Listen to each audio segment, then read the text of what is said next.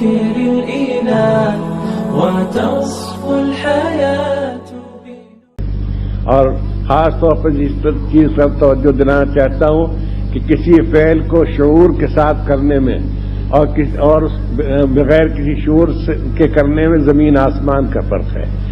یہ سارے قرآن و حدیث سے پوری دینی تعلیمات سے معلوم ہوتا ہے کہ نیت و شعور کو بہت بڑا دخل ہے، اور یہ وہ حقیقت ہے جس سے بہت غفلت ہو گئی ہے. زمانے میں اچھے سے اچھے کام کیے جاتے ہیں، یہاں تک کہ یہ اللہ معاف کرے یہاں تک شبہ ہوتا ہے بعض لوگوں کے متعلق کہ حج بھی کراتے ہوں شاید وہ، اور عمرے بھی کر لیتے ہوں، اور حجاز جانے والے تو خیر بہت ہیں اور دیار مقدسہ میں، لیکن شعور نہیں، نیت نہیں، اللہ کی رضا کی نیت نہیں، ایمان و احتساب نہیں ہے.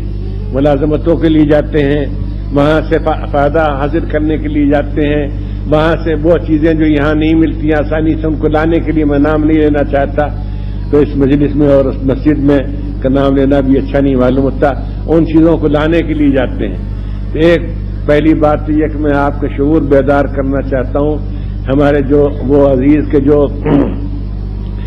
ابھی ان کی تعلیم کی تکمیل نہیں ہوئی، اللہ نے ان کو ان کی مدد فرمائی، توفیق دی، ان کے والدین کو توفیق دی یا ان کے ذمہ داروں کو یا ان کو توفیق دی براہ راست کہ وہ آئیں، وہ شکر کریں اس پر.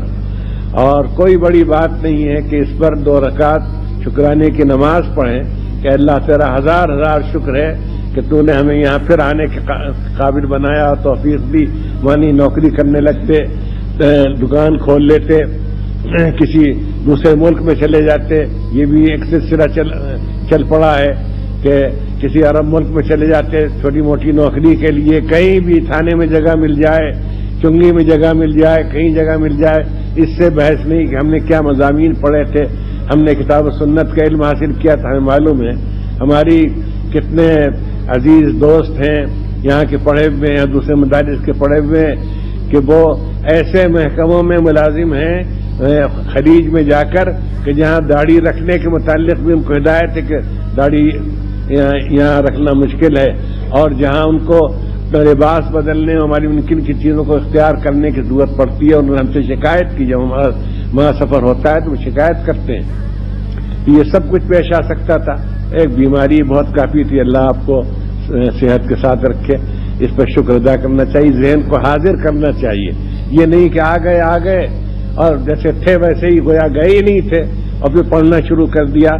تو آپ دیکھیں گے پورے دینیات کے کتب خانے میں، دینیات کے دفتر میں شعور کو بیدار کرنے اور نیت کو حاضر کرنے اور اللہ کی رضا کو طلب کرنے پر اتنا زور دیا گیا ہے. یہ ایک مستقل باب ہے دین کا، اور اس سے بڑی غفلت بڑھتی جا رہی ہے. میں سچی بات یہ ہے، ایک ادائے فرض اور شکر کے طور پر کہتا ہوں کہ اس کی طرف توجہ میری مولانا احمد الیاس صاحب رحمۃ اللہ علیہ کے یہاں جا کر خاص طور پر ہوئی.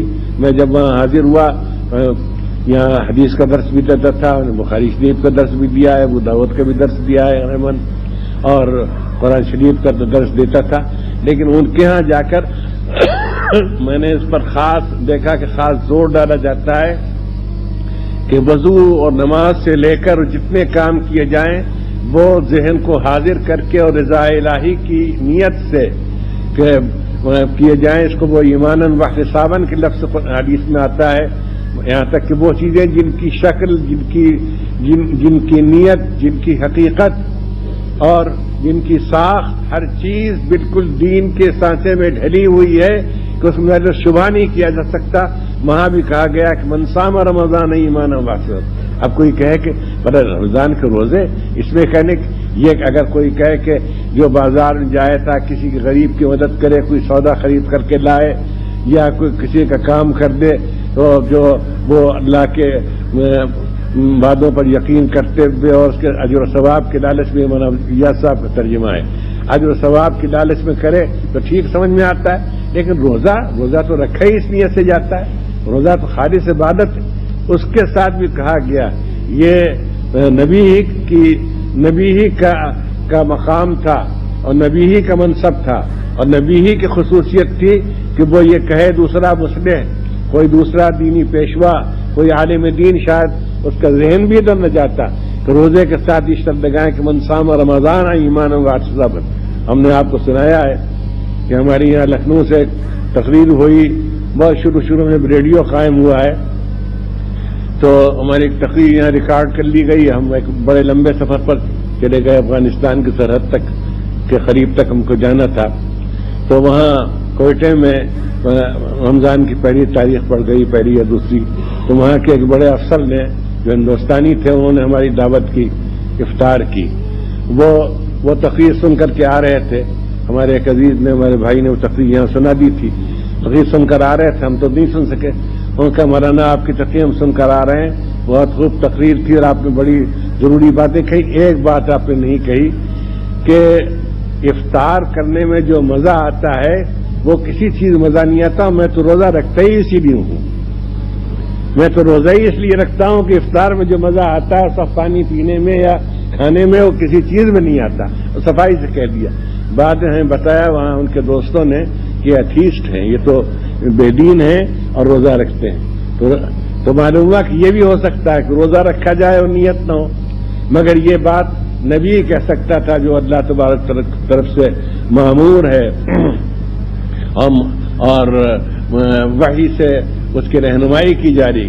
پھر من قام لیلۃ القدر ایمانا واحتسابا غفر له ما تقدم. شب قدر میں کون اٹھے گا بغیر ایمان و احتساب؟ کون اٹھے؟